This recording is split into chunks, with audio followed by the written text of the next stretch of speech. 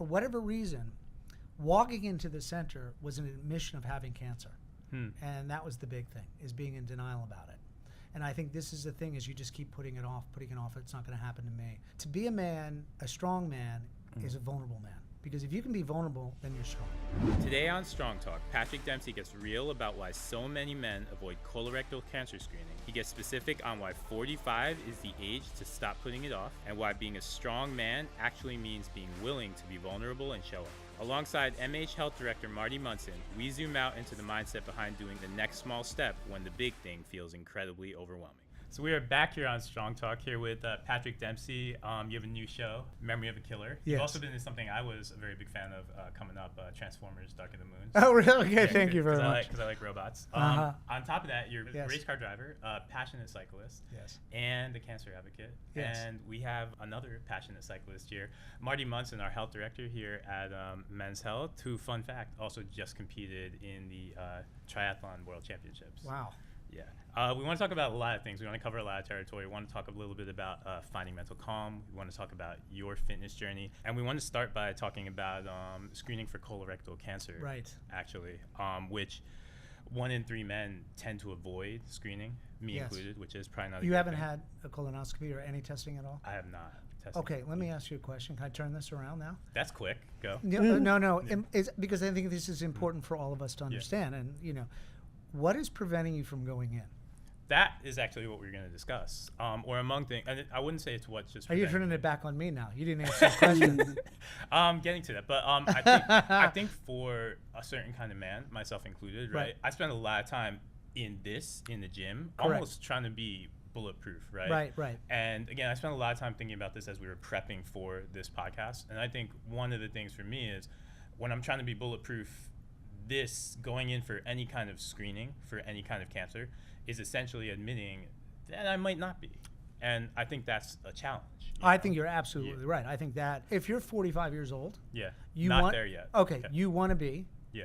tested immediately. You need to get in there and make sure you don't have any issues, because we're starting to look at the data now, and it 45. It used to be in your 50s. Now, if you're anyone 45 years old, you need to go and test for colorectal cancer. So, I think one of the big stumbling blocks is for a lot of people is to do the test. It takes up a lot of time. Yeah. To do a colonoscopy, it's the benchmark. It's the gold standard, no question about it. But what's nice about the Shield by Garnet is that it's a blood test. So you can go to your doctor or get your physical done, and you can draw the blood, and they'll let you know what's going on. So that eliminates a lot of the obstacles, and that's the goal here, is to make it easier. And then once you get the result back, you have a conversation with your doctor, and then determining the outcome, you make your next move. And I think this is the thing, is making it easier for people to go and do it, because the anxiety, and I felt this too, even when I was doing the blood test. What if I have an outcome I don't like? Yeah. What's that going to be like? But it was a lot easier for me to go do that test than it was to go do the prep for a colonoscopy is time consuming. Yeah. It's not fun, and it's hard. It's painful, and it's once you're there, you go in, you're done, it's over, you walk away. But I think these are the stumbling blocks. And that's one thing me and Marty were talking about actually right before this too, is I think what you said, the age is also coming down, right? In terms of who is at risk for this. Totally. And we're also seeing that so the age for screening was brought down to age 45 because the rates of cancer, of colon cancer, are growing so much in that younger demographic. And we're actually seeing that the men everyone in between ages 45 to 50 are the ones who are actually getting screened the least. Correct. It's like less than 25% of people, as opposed to the older age groups, are doing a little better. And it seems like now it's become a little easier. The Shield makes it a lot easier, and I think it's any test that can get someone through the door to begin the discussion is a good thing. Like, you go in, you get your physical, you're in great shape, you work out. It's a tool. It's a tool to stay healthy. And if you have a family, you have to be responsible. And that's part of your responsibility, is to get your screenings. What's your family health? What's your background? Do you have a history of cancer in your family? All these questions you need to do. And you get to a certain age, The first step is the hardest step, but if you can do it, then you get into a rhythm. It's like anything. It's like the first week of working out is the worst, right? You hate it, and then you start to get into it, and then you start to feel much better. When was your first one, and how hard was that first step for you? Well, it started with my wife had her colonoscopy because there was a family history, and my mother-in-law said get in there, and I'm glad she did. She did this in her 40s, and the result was she had polyps. They had to get removed. So that was really woke me up, going, I need to think about this. A good friend of mine back home in Maine, Dennis Richardson, who just turned 60. I just turned 60. I know talk about age in here, but I will, and it's okay. I'd rather be 60 than 21 at this point. His father died at 47 years. He was diagnosed at 57 with colon cancer, did not get his screening, and died at 61. And Dennis just turned 60, and he and I both talked about that today. Because I was like, hey, I want to know how you're doing, because you went back for your screening. What are you going to do next? Have you had your last exam and things like that? I do think for a lot of men in their late 30s, 40s, I think the discussion too is shifting now, partly just because of last month. Like a big moment for me where I started, I think, rethinking, yes, maybe I should do this, is when James Vanderbeek passed away. Yes. I grew up watching him in Dawson's Creek, and then all of a sudden, very quickly, he's gone. Right.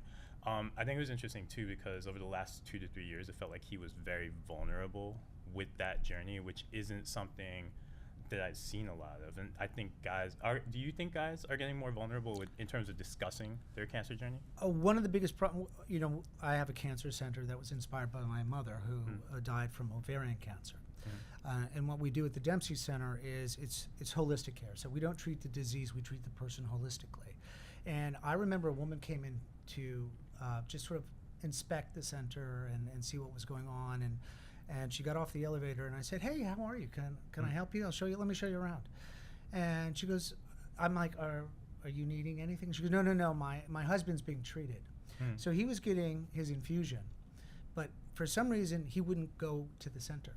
Because I don't know, for whatever reason, walking into the center was an admission of having cancer. And that was the big thing, is being in denial about it. And I think this is the thing, is you just keep putting it off. It's not going to happen to me. It's not going to happen to me. And I think this is, it's to be a man, a strong man is a vulnerable man. Because if you can be vulnerable, then you're strong. If you have a wall up, and you're acting like I've got it all together, how do you connect with someone? Man, female, whatever. And I think it's a vulnerable state to go in and be laid bare like that. And I think that's what stops a lot of people. I know it stops me, and it's hard for me to go and do it. And I know better, and I come out and I have a center based around supportive care because I lost my mother. And it's still a psychological thing. But this is where I think sports and being athletic helps, is that we know that obesity is a big problem and a contributing factor, not working out, alcohol, and cigarettes. And then whatever your family background is. It seems like also from sports, like you do a lot of hard things in sports. What about doing hard things in sports translates to doing the hard thing about getting in and getting a screening? It's psychological, right? I think it's the psychological aspect that I think is the hardest thing of going in and getting screened. Taking the time, and then what if they discover something? So here's where the mindfulness comes into play, right? You need to be present. You don't need to worry about the past or the future. It's like the now. If I can just go and get myself out the door, I've won. And that's the hardest thing. It's also a unique thing too, I think, because it's this one thing that you can't control. And I think so much of like a working out or a fitness journey is a bunch of things that to some extent you can control. You're told you can control your effort, you control how much you put into the gym, how often you show up, right? Right. But cancer, again, it's this thing where it feels like you take this test, and the test has all the control, right? Yeah, but you have the control by doing the test. If you catch it early enough, you can beat it. You can be a survivor. And I think this is the thing that we need to talk about more and more, is like, if you do it now, it's like going to the dentist. Nobody wants to go to the dentist. It's terrible, but you need to do it. So if you can get yourself there, you've won and you're in control. That way you maintain your control. because if something comes up, then you have choices of what you can do. And then you can go, okay, what kind of treatment do I want to do? And it's really tricky because you're a patient. And the irony is you have to be patient. Yeah. And that's not easy. It's certainly not easy for me. Yeah. I think also the word test is hard because I think that, so often tests give you information. Right. And Yeah. it's data, it's information. And by thinking it's a test, it like implies performance. Yeah. Right. But we're in a gym right now, right? So you're always testing yourself, right? So it's part of your training process. Because if you can find out what your weaknesses are, then you can focus on that in the gym. Yeah. That's how you have to look at it. You have to kind of change your attitude towards it. Like, I think Stoicism is a great thing psychologically. I mean, for me, that Buddhism, I find that to be the way to kind of keep my mind. It's very hard to practice, especially with the amount of input of information, Especially negative, our devices, all of that stuff. To take the time to train it takes that pressure and that anxiety away and calms you down. And also, when you're calmed down, takes the stress factor and the anxiety, which is also another reason that you can see that's causing cancer as well. What kind of mental training do you do? Well, for me, it's really breathing, right? Yeah. So if I'm coming into a situation like this, and when I'm racing, for me, it's all about the mental control. It's about visualization. We just came out of the Olympics, and you saw a lot of the downhill skiers. You saw Michaela, who went through an incredibly challenging period because she had a really difficult previous Olympics, and then you had the incredible just courage of Lindsey Vonn putting herself in that situation and paying the ultimate price. It was all about mental focus. Visualization, I think, is key.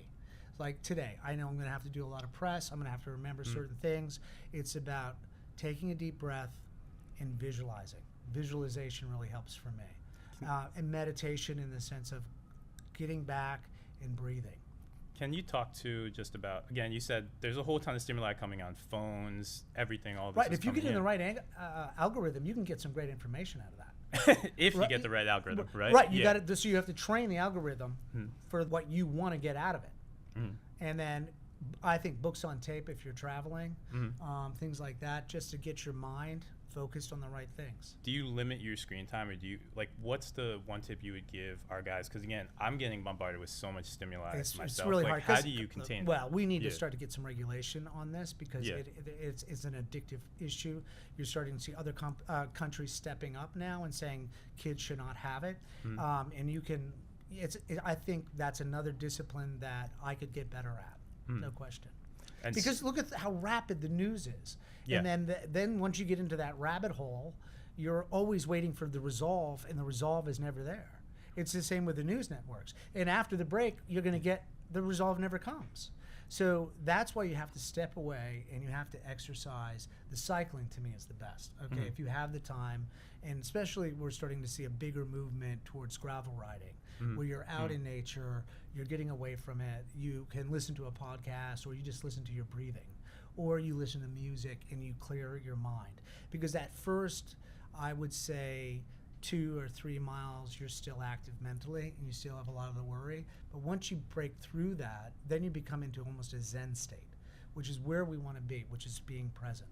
There's too much distraction in the world right now. So the exercise, I think, is critical to that. I also, if I can't spend the 3 or 4 hours on a bike, the assault bike for me has been really beneficial. Because I get the upper body workout and the lower body workout.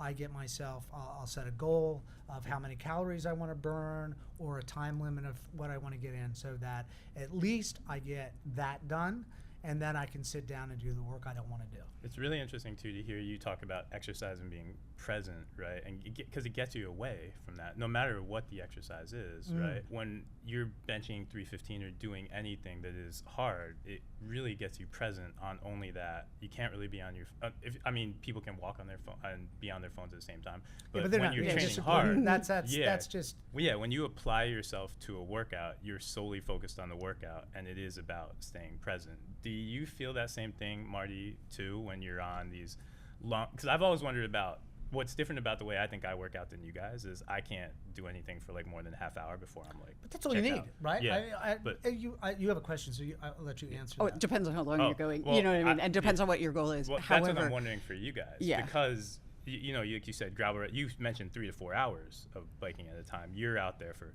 hours upon hours. What does that do, and how do you find focus in those longer workouts? Well, that's what I was going to actually ask you is what do you do about mental fatigue? Because certainly, you know, getting in a car and driving very fast requires sustained There's focus. so much stimulation, though. See, the problem, like when you're doing an endurance race, you're at Le Mans, you're in multiple classes. So you'll have LMP, LMP2. These are all different speeds, different type of cars. And then you'll be in the slower, which is the AM category. You're really focusing on what's in front of you, also situational awareness.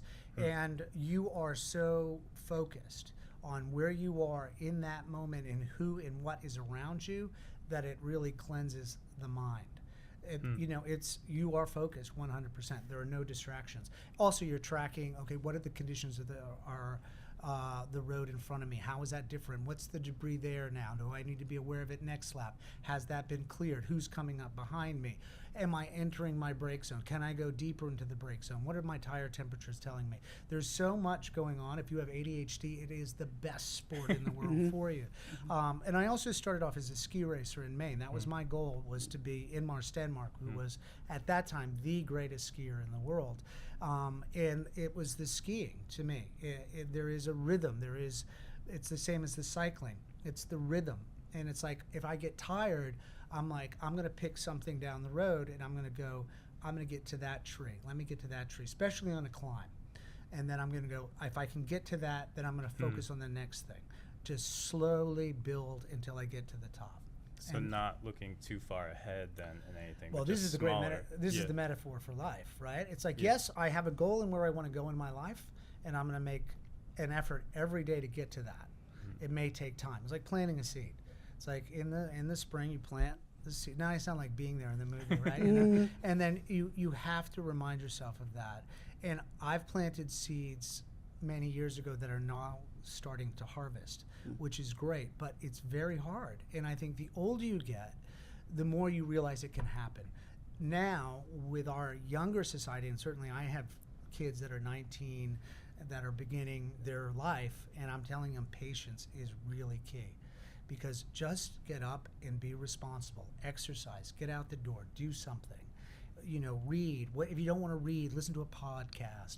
Do something social. Get yourself going in that way. But how do we teach? I think it's like we say in cycling, ride the mile you're in. That yeah, exactly. Yeah. You know, you look at the board and you're like, okay, how many miles do I have? Okay, let me just get to that. You know, what's my cadence right now? Focus on the cadence. Focus on my rhythm. Just pump out that rhythm. Am I comfortable here? Am I in this gear? Stay in this gear. Don't worry about who's in front of me. Don't worry about who's behind. I can catch them. Just stay. Run my race. Run my race. Am I doing my personal best? And that's the beautiful thing about sport and I think cycling. Plus, I think physically it's much easier on my body than running. I hate running. Can't stand it. I also can't stand it. I'd rather go for a robust walk than I would for a run. The only thing I will say in defense of, I know people love running. You run. I can't stand it. I will say in defense of running, the only thing you don't get from cycling, I guess, is like a phase where your body has to where your muscles have to decelerate your body. That's probably the only thing that doesn't happen when you're cycling. Well, I like you can speak to this probably much better than me, is that I like that first, you know, you got to get the lactic acid out, you got to get going. That first 2 or 3 miles is brutal. And then you start to get into a rhythm, and then you can go, I'm going to do some intervals. I'm going to chase from one flag. If I'm on the road, I'm going to go from this pole to that pole. I'm going to sprint, and then I'm going to recover. And I find that to be much better. And you're starting to see that mountain biking is a little different, and being on the road's highly dangerous, losing a lot of lives, unfortunately. It's nice to see the bike paths here in New York City. It makes it much easier for people to have a little bit of exercise coming to work, although in this weather it's quite difficult, but you can prepare for that. It's less impact on your body. You're seeing long-term ramifications of running, what it does to your body, your hips, your knees, your ankles, all of those things. Do you do any strength training? at all? Yes, I do. So for me, at my age, I'm very careful on not to tax my system too much. So what I will do, and coming out of Memory of a Killer, I have to work on my flexibility, and I have to work on my weight training. So prior to that, I'll work on building up. So I will do a full hour. But now, what I will do, I will go in and I will do a solid 25-minute nonstop workout and hit 5 different stations and be done.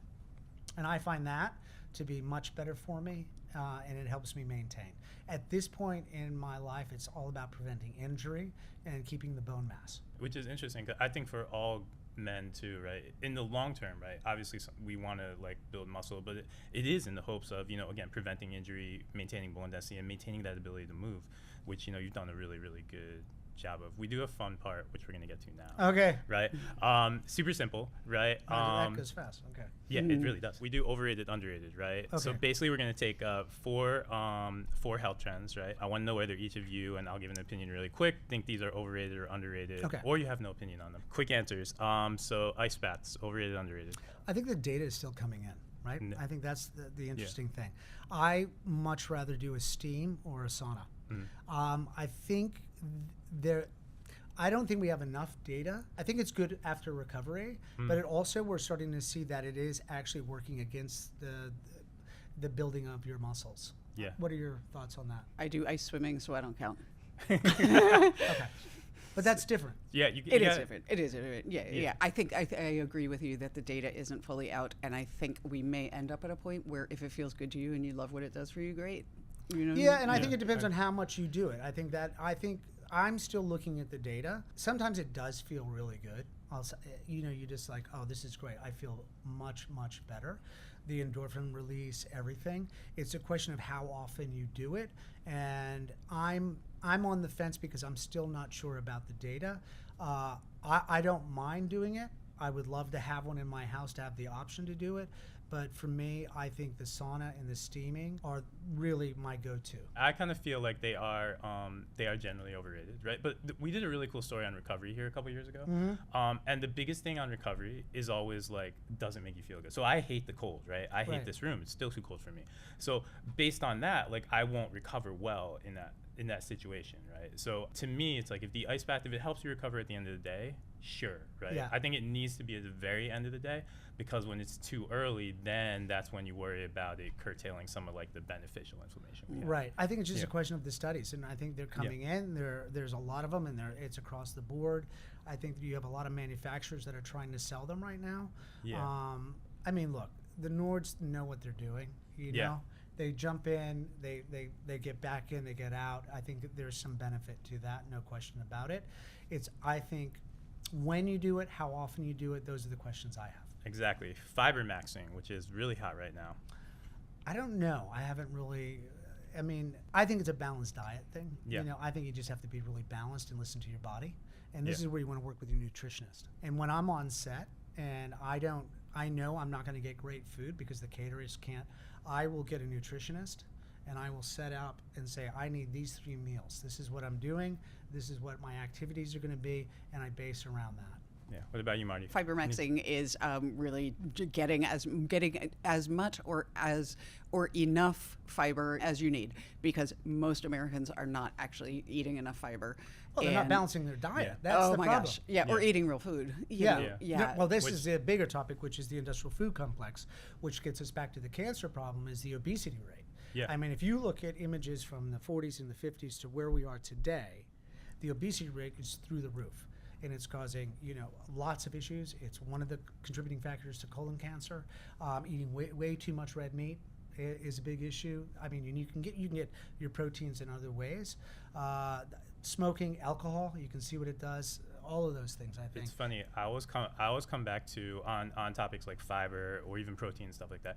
This isn't rocket science. I think people overcomplicate it. If you generally everything your mom told you about, eat your vegetables, drink lots of water, don't eat a whole box of Oreos, is kind of, if you hit all those things and hit your protein, I think you kind of trip and fall your way to the right amount of fiber you need. Right, and you have a Yeah. lot of people that are on podcasts, no Yeah. disrespect, or they're on their Instagram and they're trying to get hits and they're Yeah. selling something to you, and you have to really They're listen. selling you a nice bath. Yeah, Yeah. you know, they want to have that. Yeah. Look, just jump in the river. I mean, or Yeah. jump in a lake. You Yeah. know, you can do that. Jump in the ocean.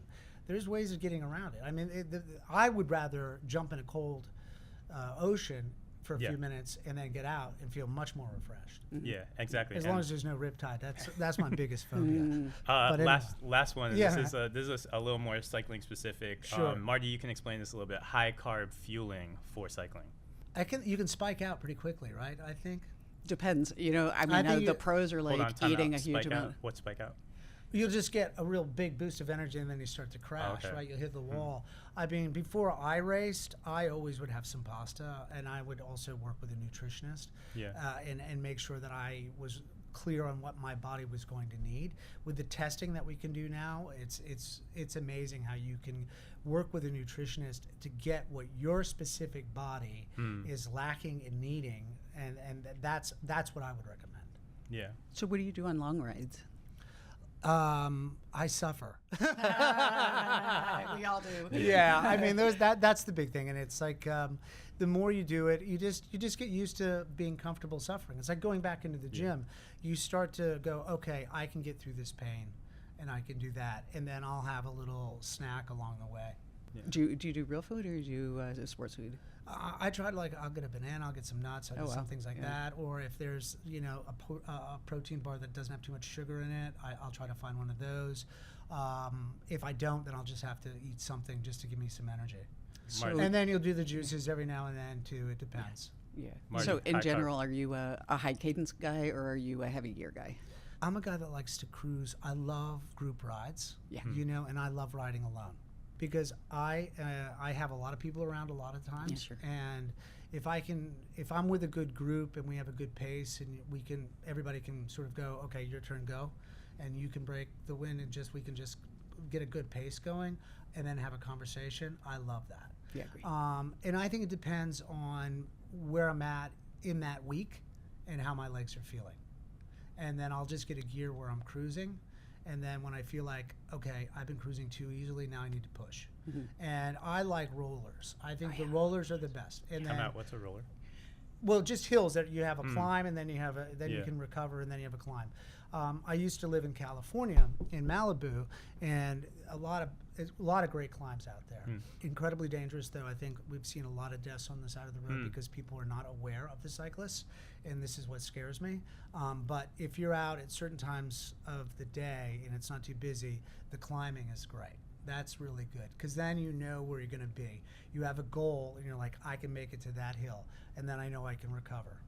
And then it's Good so climb. beautiful when you crest that hill and you see the downhill and you can see the next uphill and you Yeah. know that you can cruise into Then it. you want to get in the it's right beautiful. gear. Then Yeah, you want to yeah. make sure you're in the right gear Yeah. and you're carrying the momentum and you're trying to get up and then shifting smoothly so you're not losing that cadence. Totally. It's really, I think it's all about rhythm. This goes with getting into the rhythm in the gym, really being careful with your technique, especially Yeah. if you're doing your 25-minute, 35-minute workout.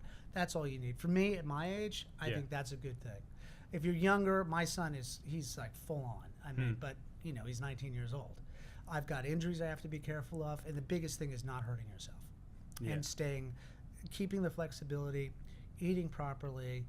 Those are the things, and then being consistent. One thing we talk about a lot here, and I feel like this is very big in all fitness conversations, whether it's cycling, lifting, or whatever, is to progress in something, whether it's cutting time or moving more weight, you need some progressive overload, right? You have Oh, to- yeah, absolutely. And how do you find that then? I kind get of- that with the consistency, right? If I Yeah. am consistent, I know I'm working out you can work out every day, or you can I'll do Monday and I'll take a recovery day and my body, and then I'm going to do a day where I'm going to really push because you have to. And then I also at this point need time for myself to recover because I'll wear down my immune system or I could definitely injure myself.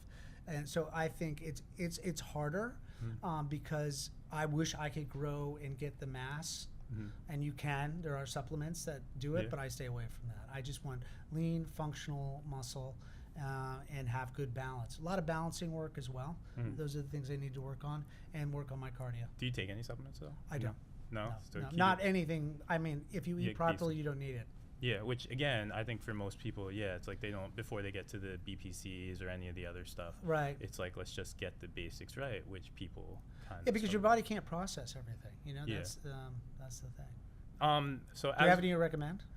do I have any supplements I recommend? I take 3 things. What do you I take protein, Uh-huh. right? I take Oh yeah, protein shake. I'll do a protein shake. Yeah, sure. protein. Anything to get to that as many grams as per pound of body weight, right? Right. I take 5 grams of creatine a day. Well, right? the creatine has been really good. Like that's Yeah. also good for mental health. Yeah. And because of memory of a killer, we've seen that mentally that does a lot for you. So you take creatine. I'm not consistent with it. I'm Yeah. really not consistent with it. If you get consistent with one thing, it should be creatine. Yeah, right? I definitely super should. That's crucial. one thing I could do a better job at, no question. Yeah, and then I will take a fiber just to help with gut and because it keeps me satiated. But Yeah. that's pretty much it. Last question. Last Sure. thing we do here. We like to end on a big question. And the big Totally. question I have, this whole podcast has been about kind of doing different kinds of hard things, whether it's in the gym athletically or doing the hard thing of taking the colon cancer test that I haven't taken yet. Right. So if you guys each have one lesson or one thing you would tell our viewers about how to do hard things or how to think of doing hard things, what would that be? It's like when I was a kid and I didn't do my homework, I was always thinking about it. You're better off dealing with it right away, so you're not worrying about it. That is the hardest thing. If what is in the way is always the important thing. So if you're worried about it and you're thinking about it and you're not acting on it, that's when you need to act on it. And I wish I had learned that earlier, because then it's out of your way and you're free to move forward, because you're always thinking, oh, I got to go take care of this. I got to go take care of this. And that's taking you out of the moment. It's like in the morning when you get up and you're like, oh my God, I do not want to go to the gym. I do not want to go do this. But if I can just get past that, not listen to that voice and get in there, and as soon as I put my shoes on and step out the door, I know I've won. Yeah. And I think that's what you have to focus. Don't listen to the negative voice. And that's the hardest thing to train yourself. And once you start doing that, your chemistry, brain chemistry, and your body will change. Even like if I'm on the road and I'm like, okay, I have an ab workout that I'm gonna do. I'm gonna do something for my legs. I'm gonna do something for my upper body, and I'm gonna do something else that I can do, either do a walk for 20 minutes or do something, just so that I start to have that consistency. Consistency is key. Go ahead. Yeah, so funny. This morning I was headed out for my run, and I'm like, do I do it later? And I'm like, no. Because you won't do it. Yeah. You won't do it. And you know, Yeah, when you're but- done, you feel so much better that it builds your self-confidence. It's like, it's not about just looking good and trying to match what people have on Instagram. It's more the internal feeling of, I feel better about myself. Eat right, watch what you're eating, really focus on your weight. Don't drink, don't smoke. And if you do eat meat, limit it. Everything in balance, right? Just balance. Balance is the key. What do you got, Marty? I think for me, the key to doing the hard thing is seeing it as a challenge and not a threat. That's good and very succinct. I think the most inspiring thing, honestly, hearing you was listening to you talk about cycling, right? And the whole idea of when you get tired, you focus on something just a little bit in front, and then you make that, and then you find something else. And I think my big takeaway is that for me to do those hard things, it is about finding that smaller thing that I can focus on that'll get me there, whether that's putting my shoes on to go to an appointment or something like that, but getting that done and then moving to the next thing and trying to be present. And I think if I hit those notes, then that for our people is the biggest thing. That's what helped me. Yeah. I think racing has helped me in my acting profession. Because of the discipline, and the stakes are so high when you're racing, you can really hurt yourself. And you work the understanding of the teamwork, and that just if you can go, okay, I'm going to focus on one corner at a time, and I can focus on my breathing. That type of discipline then allows me, when I'm on set, to know that I'm in hour 12 and I've got another scene to do. I will go back to the same sort of visualization. Champion's Mind, I don't know if have you read that book? I think that's a great book for people to look at. I think Ryan Holiday has some great books to read as well for Stoicism. If you don't know what that's about, really good things to do. And it really, easy, actionable things to focus on. So Champion's Mind, Ryan And Ryan Holiday. Holiday does some great work Yeah. inspired by Marcus Aurelius, and I think it's a philosophy. It's not a religion. I think there's a big distinction between dogma and spirituality, and in all of this stuff, there is a spirituality in sport. Yeah. And there's a spirit in it, and there is a beautiful camaraderie. And the same goes for cancer treatment. And what we do at the center, it is a team effort, from the science to the human touch to the recovery to the family and nutrition, all of those things, and exercise, all play together. And all gets it done. Do hard things. Thank you, Patrick. Thank you. Thank you.